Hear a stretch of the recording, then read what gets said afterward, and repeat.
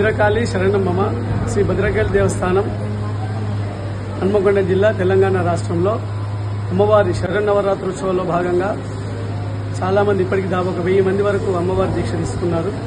అమ్మవారి దీక్ష తీసుకునేవారు ఒక పూట భోజనం, ఒక పూట ఉపాహారం అంటే టిఫిన్ చేసి దీక్షా వస్త్రాలు ఎరుపు రంగు బట్టలు కట్టుకొని పగడాల మాల వేసుకొని దీక్షా కంకణ ధారణ చేసి ఆ మాల ధారణ చేసేటువంటి మాల మంత్రాన్ని జపించి ఉపదేశంగా తీసుకొని అమ్మవారి సన్నిధిలో మాలాధారణ చేస్తున్నారు.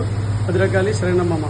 ఒక పూట చల్లీటి స్నానం, ఉదయం 5 గంటలకు లేచి స్నానం చేయాలి, అమ్మవారి పూజ చేసుకోవాలి.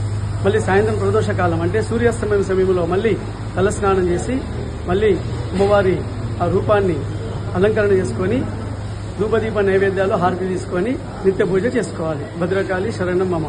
ఉపాహారం తీసుకున్నప్పుడు కానీ ఆహారం తీసుకున్నప్పుడు కానీ కేవలం శాకాహారం మాత్రమే భుజించాలి.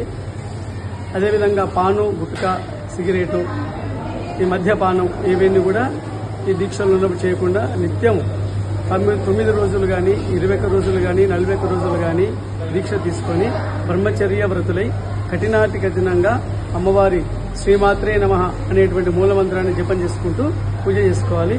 భద్రకాళి శరణం మమ.